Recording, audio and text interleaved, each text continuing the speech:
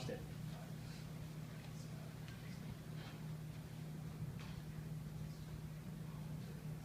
All right, we're really excited. I know around the country there's a lot of coaches saying the same thing, but this class couldn't have come together any better, and our assistant coaches did a phenomenal job of putting together a class. You know, even though we're 4 short still with the total, we're still at 59 for this last recruiting class. Next year we go back up to 63. But excited about the numbers and the quality, and we went to 12 states to find these kids, and it's listed as 22 high school kids. We've got 2 more that we'll add in the next few days. We just don't have the proper paperwork yet to get them announced to y'all, and we'll get that very soon, and it gets us to 8 transfers with Lane Hovey committing this morning to us. But I talked about the 12 states we went to find these kids, and it's led by Montana with 5, and we felt like we got the best talent out of the state of Montana that we project to be great college players. And we gave a lot of guys opportunities to become parts of the program, and the 5 kids that we signed are going to be great football players, and they took the challenges on of being a great football player. And we talked about that in the recruiting process, that it's a big responsibility to play football at the University of Montana, and it's not easy, and there is pressure, but it's all good, and it's a priceless experience to be able to run out of our tunnel. And the kids that got them excited and they want to play football for the best made the decision. We got 5 really good ones, and we will add another one in the next couple of days from the great state of Montana.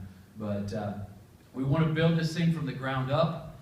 We've got a great group of high school players, but we also need some help to be good next year. You know, we want to be not good, but a great football team next year. We've got a great group of kids coming back in 2016. We've got to fill some holes. We've got to help with some depth, and that's where we went to some transfers to plug some holes, and especially we need some help at the defensive line position to help us stop the run, get some depth there, and we need to find some receivers, which we've got a couple transfers coming in now.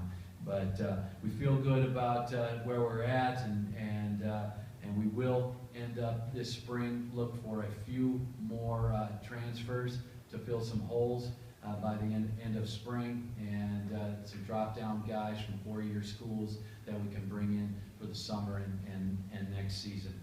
But overall, like I said, I'm ecstatic. I couldn't believe that our assistant coaches put this type of a class together, and not only are they great football players, they're high character kids and high GPA kids that'll go to class, and guys that will be great teammates, and guys that the coaches can really trust.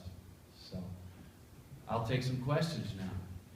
Coach, you got 3 athletes playing this class now, despite having 4 less scholarships. I know you have to get a little creative. Can you just kind of explain the process of working around the scholarship reductions?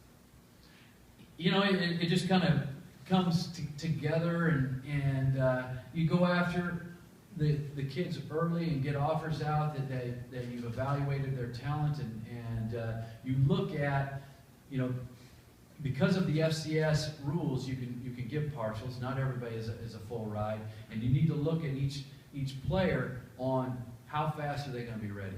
And that's where their scholarship, are they going to be a full? They've got to be ready earlier. If they're a guy that you project to be a great player down the line, then he may be a partial, and could be a preferred walk-on. You know, different types of guys. Then also you get into the recruiting process, and kids get to the end, and they get dropped by schools, and they don't have what they want.